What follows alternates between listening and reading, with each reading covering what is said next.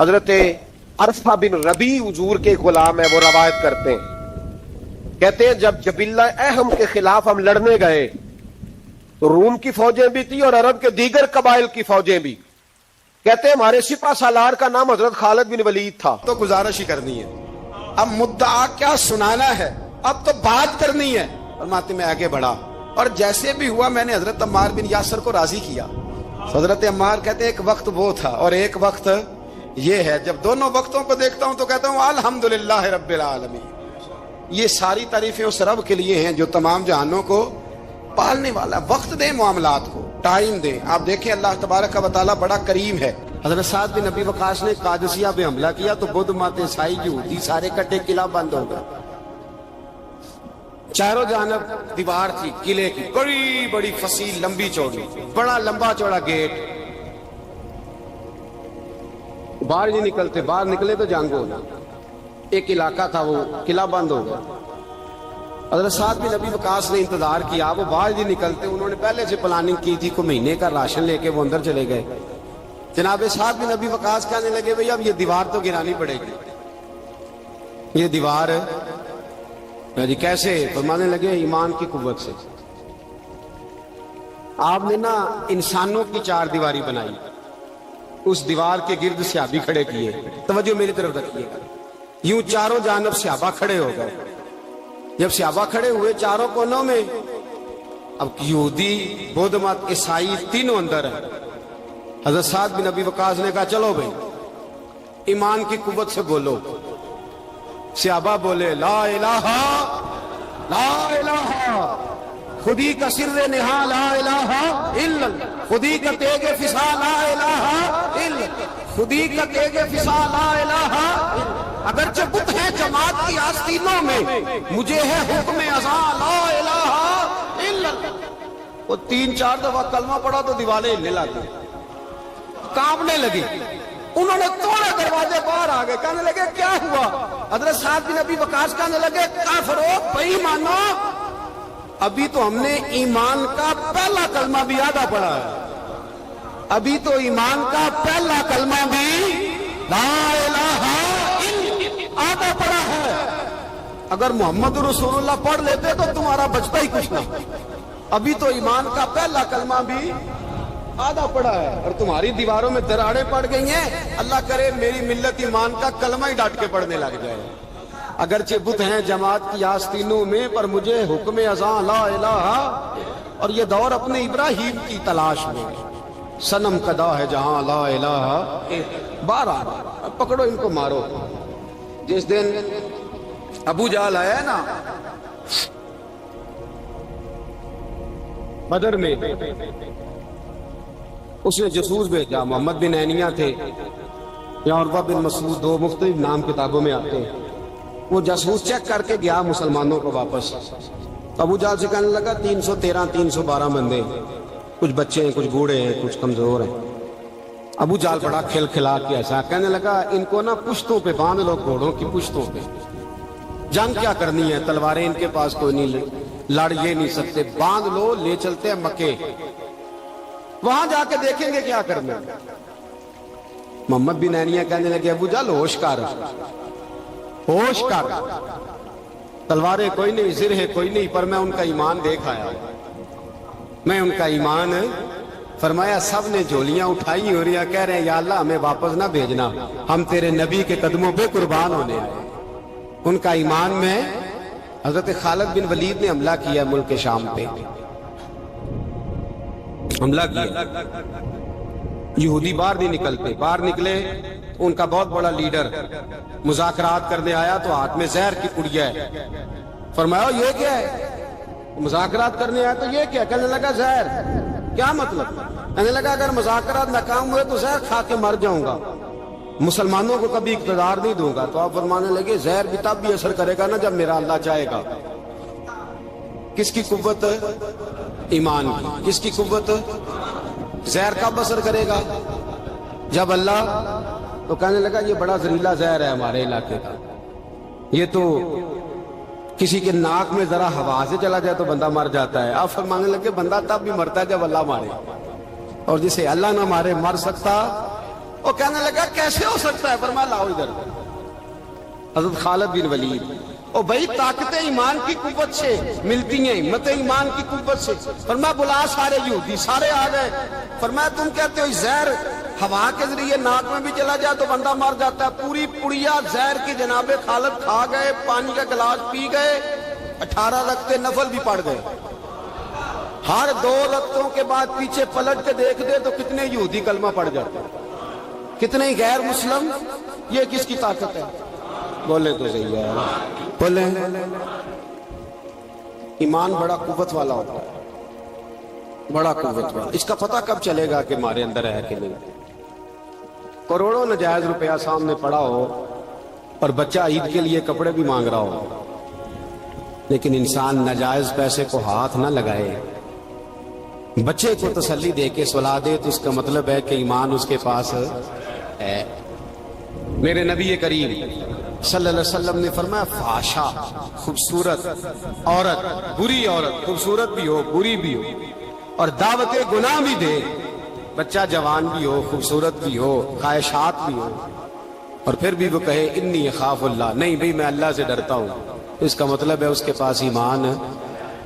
یہ تو روز ہمیں پتہ چلے گا، روز پتہ چلے گا. میرے دوست اپنے ایمان کو دیکھ. حضرت مصعب ابن عمیر جنگ احد میں میرے نبی، اور یہ بڑا لاڈلا صحابی ہے میرے رسول کا، بڑا لاڈلا. مجھے اس شخصیت سے بڑا پیار ہے. ان کا جو بھی کہیں مجھے ارشاد کوئی قول ملتا ہے تو میں الگ سے ڈائری پہ لکھتا ہوں. حضرت مصعب ابن عمیر کو احد میں حضور نے جھنڈا دیا تھا، ہاتھ میں جھنڈا تھا تو کافر نے ہاتھ کاٹ دیا. جناب مصعب ابن عمیر نے دوسرے ہاتھ میں پکڑ لیا. جب وہ بھی ہاتھ کٹ گیا تو 2 کٹے ہوئے ہاتھوں سے جھنڈا پکڑا ہے، جھنڈا پکڑا. اور جناب مصعب ابن عمیر کے جب لاش کے قریب میرے نبی پاک گئے تو کٹے ہوئے ہاتھوں سے جھنڈا انہوں نے سینے سے لگایا ہوا، سینے سے. میرے نبی پاک کی آنکھوں میں آنسو آئے اور حضور نے رو کے فرمایا یہ مصعب کے ایمان کا جھنڈا تھا جسے وہ ساتھ لے کے دنیا سے چلا گیا. یہ اس نے زمین پر گرنے. اپنے ایمان کو دیکھو، ایمان کو پرکھو، ایمان پر محنت کرو. سب سے پہلی بات تو یہ کہ قدر کرو کہ ہم مسلمان ہیں، اپنے دین کی. دوسری بات قرآن پاک کے ساتھ پیار کرو. تیسری بات شہادت کی آرزو. چوتھی بات ایمان کو مضبوط کرو. ایمان کو بولیے ایمان کو. اللہ فرماتا ہے تم ایماندار رہنا میں تمہارے ساتھ رہوں گا. ولا تہنوا ولا تحزنوا وانتم الاعلون ان کنتم مؤمنین. یہ پختہ ہوتا کیسے ہے؟ اقبال کہتے ہیں ایسے لوگوں کے پاس بیٹھا کر جو تیرا ایمان پختہ کرتا، ایسے لوگوں کی سنگت میں رہا کر جو تیرے ایمان کو، کہتے ہیں وہی ہے تیرے زمانے کا امام برحق، وہی ہے تیرے زمانے کا امام برحق جو تجھے حاضر و موجود سے بیزار کرے اور موت کی شکل میں دکھلا کے تجھے جلوہ دوست زندگی تیرے لیے اور بھی دشوار کرے.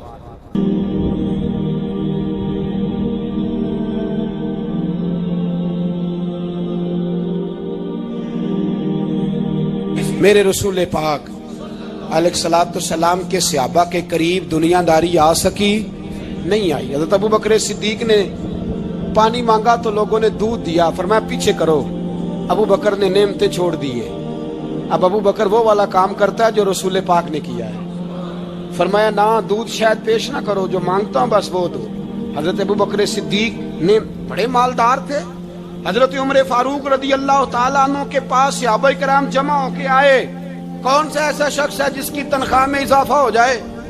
تو لوگ کہتے ہیں نہیں مجھے نہیں چاہیے. پر ہم نے وہ لوگ دیکھے ہیں. حاجی صادق صاحب کو مسجد والوں نے کہا 1000 روپیہ تنخواہ بڑھانی ہے تو حاجی صاحب کہنے لگے میرا بڑا سونا گزارا ہوتا ہے، مینوں نہیں بڑے نے.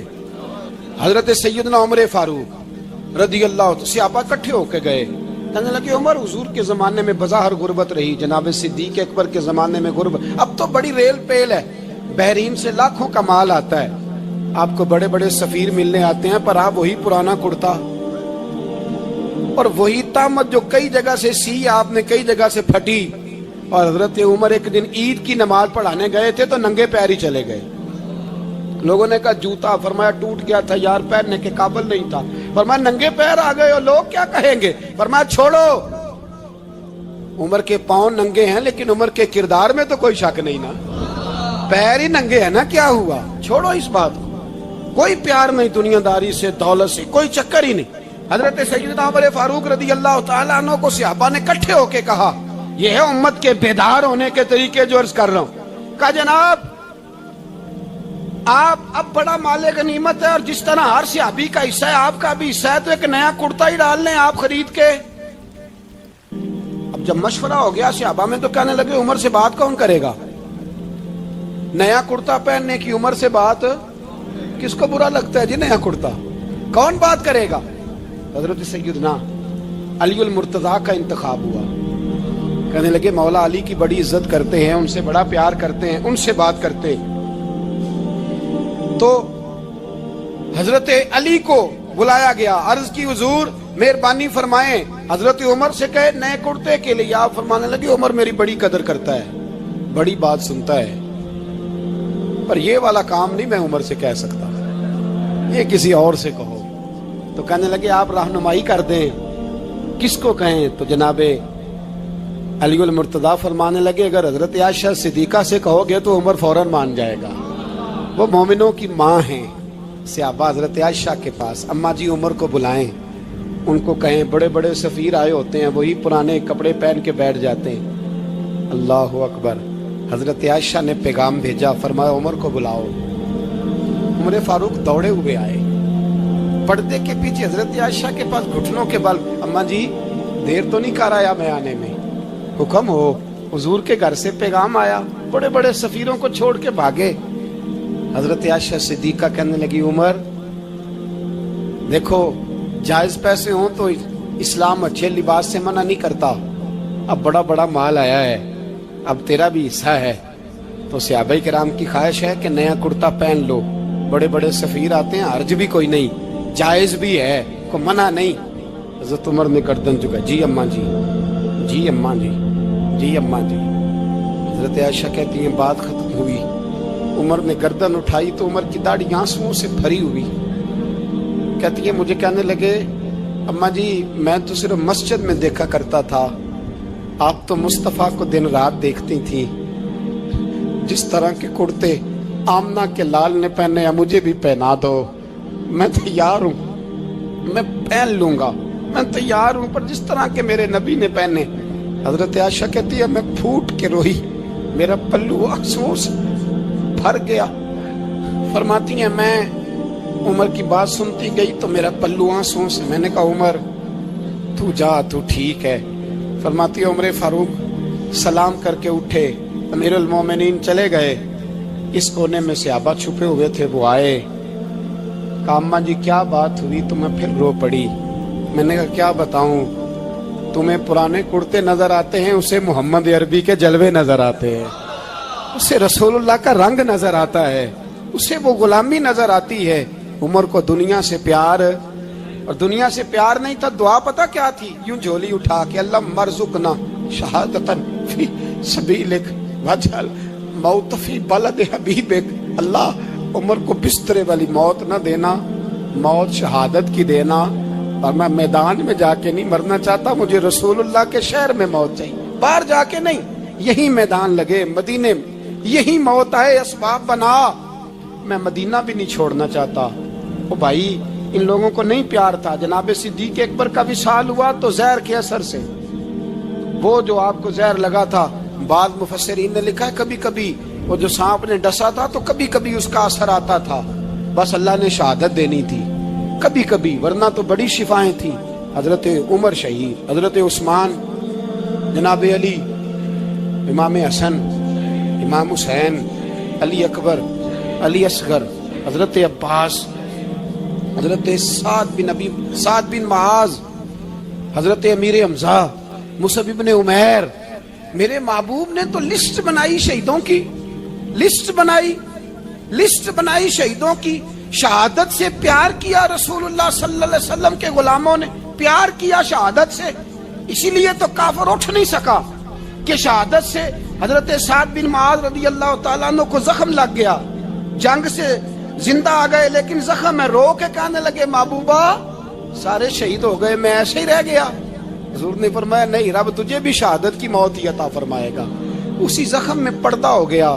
میرے بھائی حضرت عمر بن جموح رضی اللہ تعالیٰ عنہ 4 بیٹے لے کے احد کے میدان میں آئے، کہا محبوبہ میرے 4 ہی تھے، میں سارے لے آیا ہوں، سارے ہی قبول ہے؟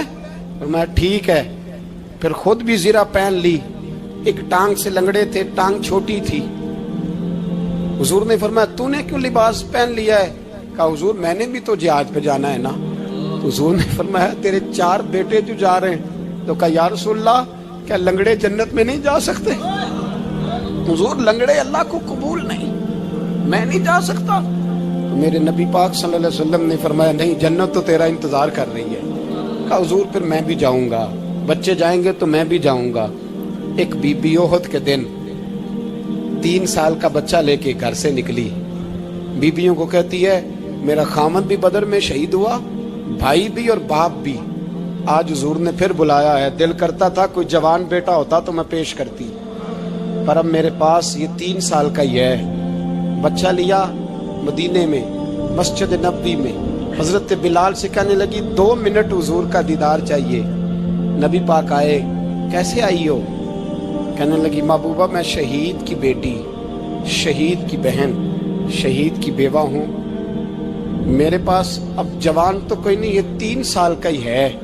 حضور نے مسکرا کے فرمایا یہ کرے گا کیا کرے گا؟ کہنے لگی حضور سنا ہے اسلحہ تھوڑا ہے، ڈھال کی ضرورت ہے، لوہے کی ڈھال ہوتی تھی، جب تلوار آتی تھی تو آگے کی جاتی تھی۔ کہا محبوبہ میرا شہید کی اماں بننے کو بڑا دل کرتا ہے، یہ میرا 3 سال کا لے جاؤ، جب تیر آپ کی طرف آیا تو میرا بیٹا آگے کر دینا، یہ ڈھال کا کام تو دے گا نا۔